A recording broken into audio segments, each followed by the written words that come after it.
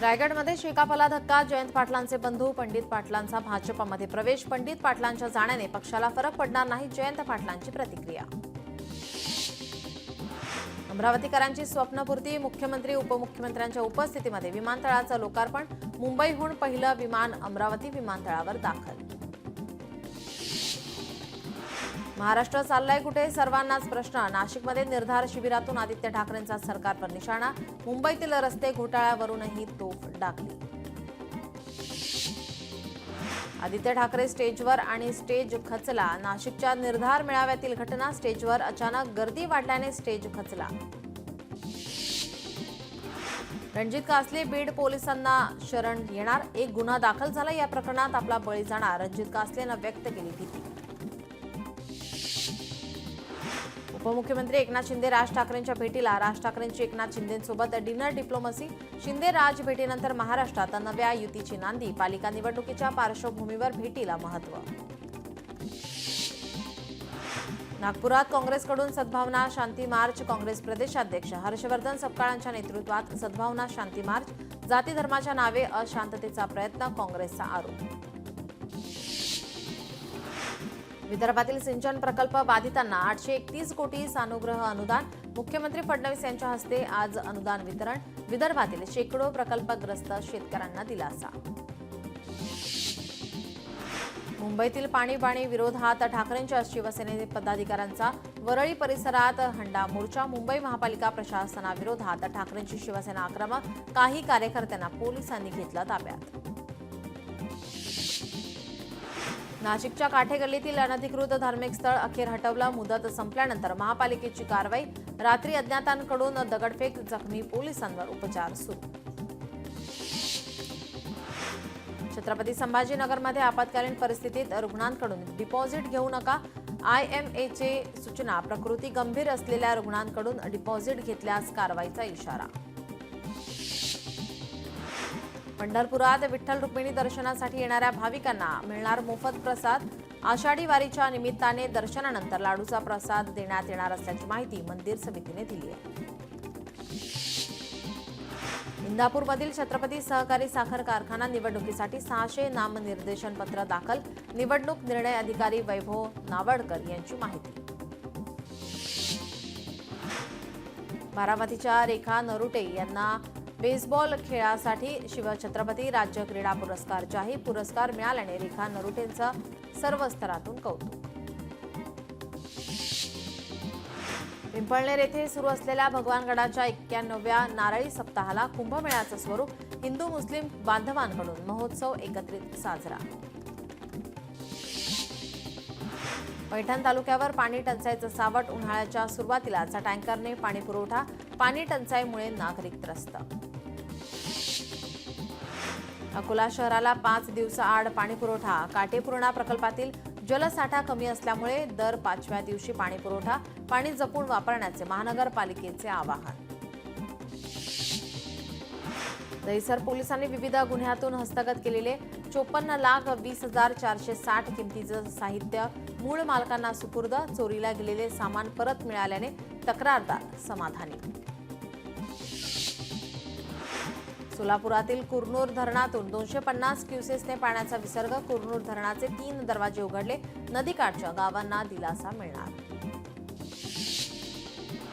स्पर्धा परीक्षेची तयारी करणाऱ्या विद्यार्थ्यांचे संभाजीनगरच्या क्रांती चौकात ठिय्या आंदोलन. MPSC आयोगाने परीक्षा पुढे ढकलल्याने आंदोलन. अराजपत्रित परीक्षेतील पदसंख्या वाढवण्याची मागणी.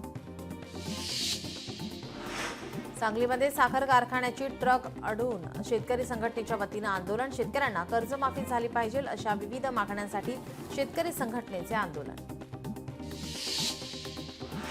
पेट्रोल आणि डिझेल विरोधात राष्ट्रवादी शरदचंद्र पवार पक्षाचे केंद्र सरकार विरोधात आंदोलन. पोलिसांनी आंदोलकांना अडवलं. मुंबई सेंट्रल स्थानकाच्या नामांतरासाठी मुंबईत आंदोलन. नाना शंकरशेठ मुंबई टर्मिनस असं नाव ठेवण्याची मागणी. नाना शंकरशेठ नामकरण समितीचं स्थानकाबाहेर आंदोलन. अहिल्यानगरमध्ये जगद्गुरू संत तुकाराम महाराज त्रिशतकोत्तर अमृत महोत्सवी वैकुंठ गमन सोहळ्याचं आयोजन. तुकोबारायाच्या पादुका हेलिकॉप्टरने अक्कोळनेर इथे आता दाखल. मिरवणुकीसाठी मोठ्या संख्येने भाविक उपस्थित. सोलापूरचा उजनी जल पर्यटन प्रकल्प अहिल्यानगरला जाणार. शिखर समितीच्या मान्यतेनंतरही प्रकल्प रखडलाय.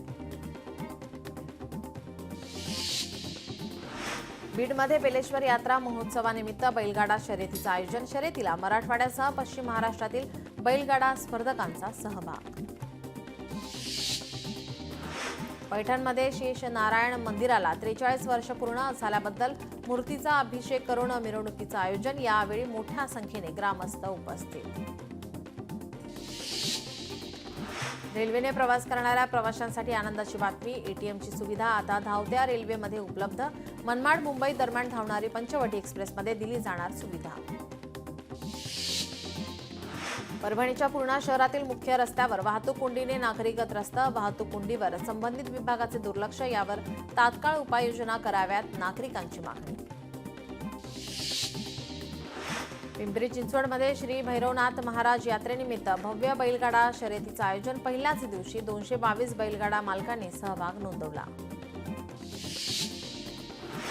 पुणे विमानतळाचा आणखी एक नवा विक्रम. एकाच दिवसात 210 विमानांची वाहतूक. रविवारी एकूण 33,000 प्रवाशांचा विमानातून प्रवास.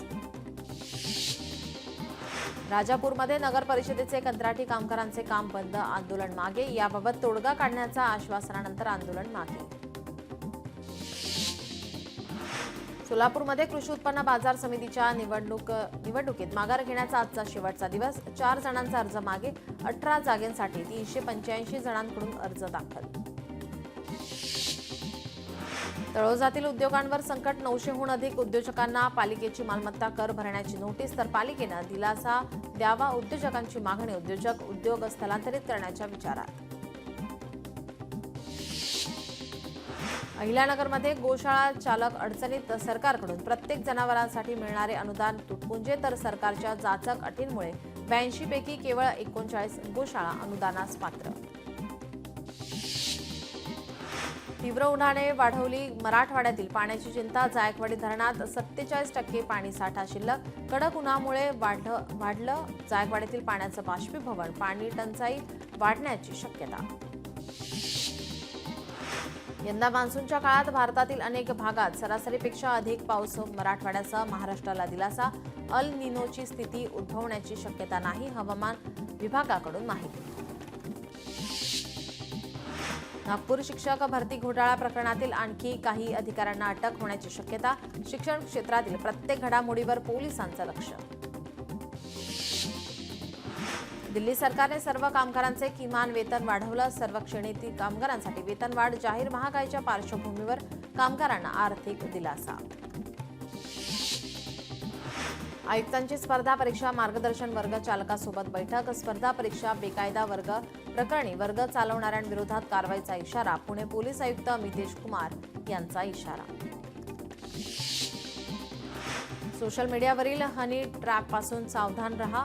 अनोळखी मेसेजला बळी पडू नका. उच्च न्यायालयाचा नागरिकांना सल्ला. मेसेजच्या जाळ्यात अडकवून गुप्त माहिती काढली जाते. हायकोर्टाचा सल्ला.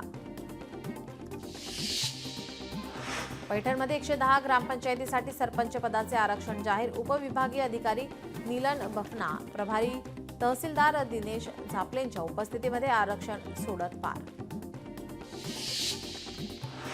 वक्फ विधेयकाविरोधातील 15 ते 16 याचिकांवर आज एकत्रित सुनावणी. याचिकांवर सर्वोच्च न्यायालयामध्ये सरन्यायाधीश संजीव खन्नांच्या अध्यक्षतेखालील खंडपीठ सुनावणी घेणार.